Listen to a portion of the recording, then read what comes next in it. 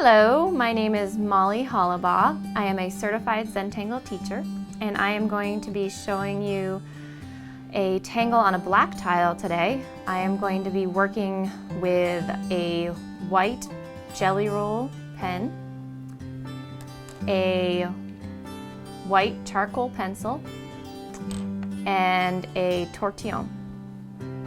I also have a black Zentangle tile, and these are all things I got in my black Zentangle tool set. So I'm going to get started showing you a tangle called Munchin, and I am going to start with my gel pen here.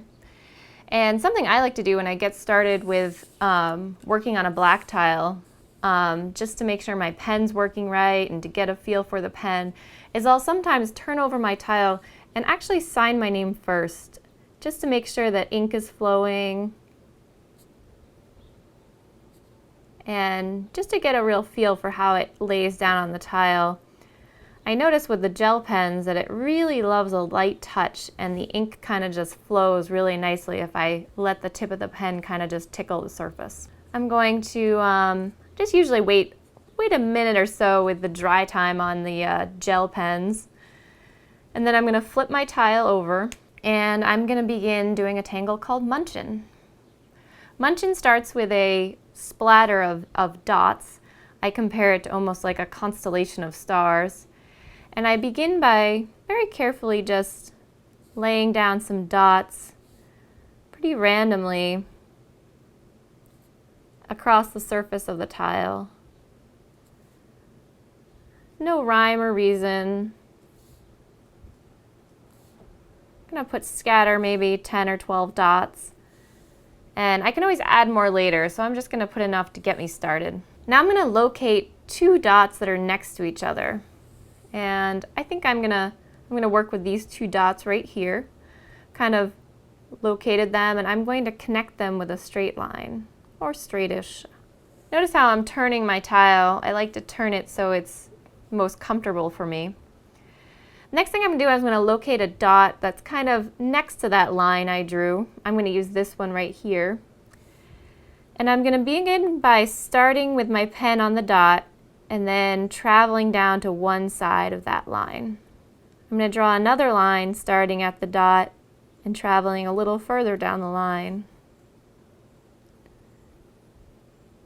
And then I'm just going to continue along, slightly turning my tile as I work, starting on the dot, ending on the line, until I get to the end of the line. And you should have a shape that kind of looks like that. Your lines may be a little more curved or a little longer or shorter, but the basic idea is that. Now I'm going to turn my tile, and I'm going to use this side, one of the, either the first or the last line I just put down as my landing strip. I'm going to locate another dot, and I'm going to start my pen again on the dot and land on the line. Slightly turning my tile as I go, starting on the dot, ending on the line, slowly working my way down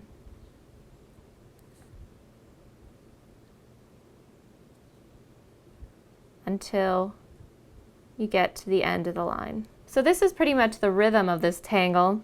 I'm going to do what I just did before, locate either that first line or the last, find a dot, and then start over again, starting on the dot, landing on the line,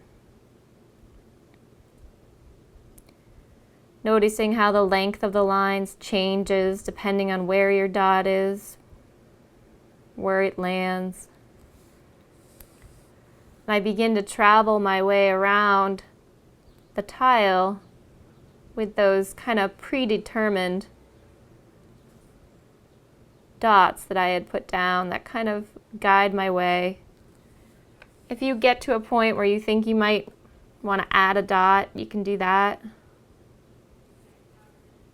can also ignore a dot, draw right over it.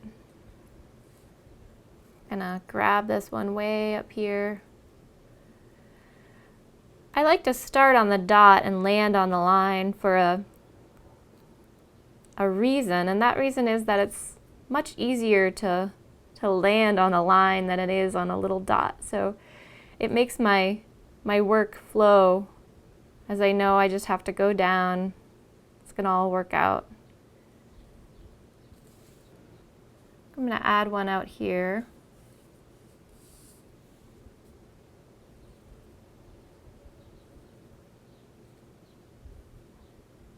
So take a look at your work as you go and decide what you want to do. Kind of liked how it opened up right there, so I think I'm going to leave that part of it. I might add another one out here. Again, starting on the dot and landing on the line. Perhaps you may have put down more dots than I in the beginning, and that's fine too. It's a fun tangle because your whole kind of outcome is based on all those dots you put down in the beginning. So I'm kind of happy with things the way they are there. I'm going to cap my pen, and I'm going to add a little bit of the white charcoal. I think I'm going to kind of accentuate this whiteness that's going on right here. And I'm going to take my white charcoal pencil, and I'm just going to add some more. And I'm not going to worry about too much how it looks right now, because I'm going to go back with my tortillon in a moment to even things out. So first I'm going to go around to each one of these points and add a little bit of charcoal. And then once I got all those covered, I'm going to go back with my tortillon, and I really just need to barely touch the surface with the tortillon, just kind of blending the white charcoal, not pressing too hard, just kind of making my strokes go away and it fade into the other part of the tangle. So that's kind of my basic Munchin here. And I am going to do something fun here that you may want to play around with too, and that you can do with black tiles. And I'm going to go back in with my black micron pen.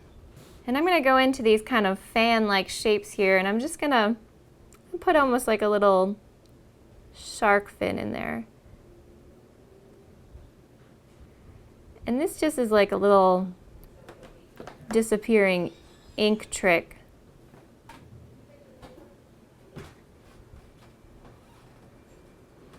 So I'm just going back in and drawing a shape over these white lines. Once you start playing with this idea, you'll realize you have the ability to do some really fun things. And what's fun about this technique is you can start to create these kind of crazy layers. You're going to want to make sure your white ink is dry before you go back in over it. Almost forgot about that guy. This is your basic Munchin with a little bit of fun with a black pen on top. Of course, I'm going to sign my tile to finish off here.